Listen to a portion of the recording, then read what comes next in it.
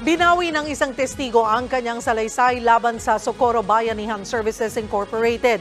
Pinilit lang daw siyang magbigay ng pahayag. Live mula sa Socorro, Surigao del Norte, nasa frontline ng balitang yan, Simon Gualvez. Mon, ano ang update dyan?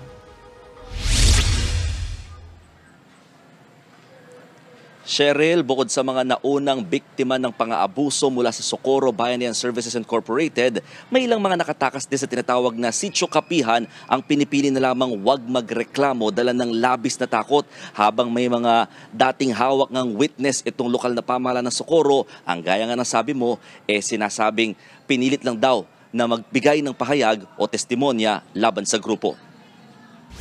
Count! 1, 2, 3! 1, 2, 3! 1, 2, 3! Totoong nagtitraining ang mga lalaking miyembro ng Socorro Bayanihan Services Incorporated o SBSI sa Surigao del Norte. Pero itinanggi nilang pang-militarang level ng kanilang training. Kasi kami yung mga miyembro mismo ng Agila. Yung ginagawa namin kung bakit kami nagtitraining ay para po sa preparasyon ng isang pangyayari, kung baga mayroong sakuna na mangyayari na kami pong rumirisyon. Para lang daw sa pagresponde sa kalamidad ang pinapractice nila. Pinusunungalingan din ng grupo ang akusasyon ng ilang testigo na may private army raw sila na kung tawagi Agila Squad.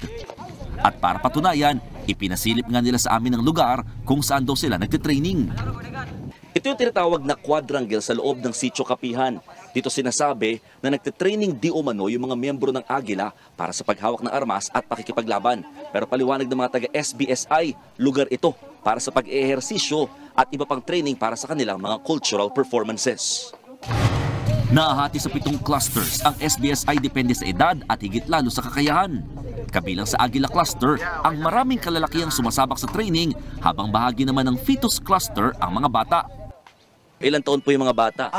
Yung mga bata. Mga hanggang 6. 6 years old, tuturuan na po? Oo, tinuturuan na po sila.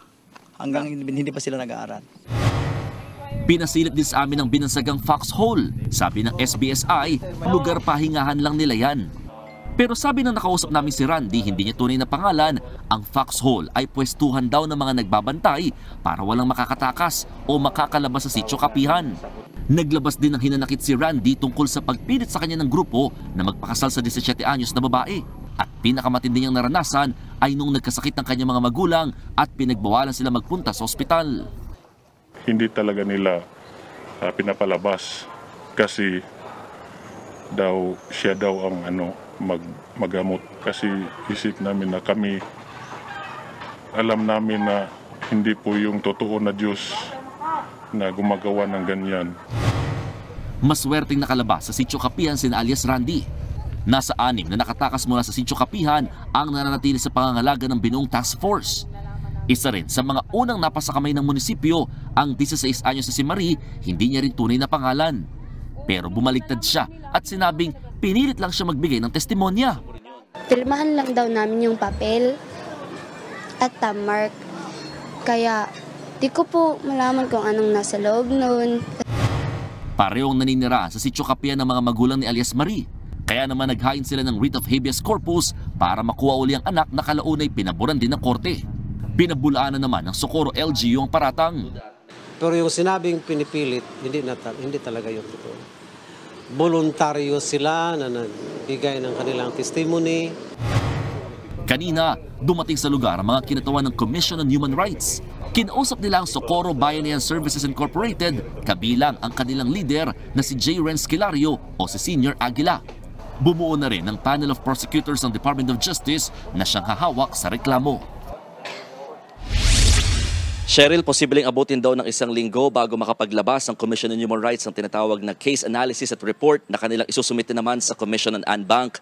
At dito, sinasabi rin ng ahensya na maaari silang magsampa ng criminal complaint oras na may magreklamo at makita silang sapat na basehan sa mga maaaring pagkukulang o paglabag nga dito. At bukod sa mga ocular visit na kanilang gagawin, ay nakatakda rin nilang kausapin yung mga residente, maging yung mga nakatakas mula sa naturang bundok.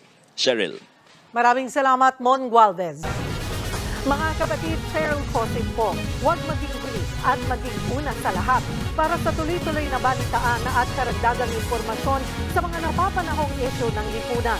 Tumutok lamang at mag-subscribe sa social media pages ng News 5.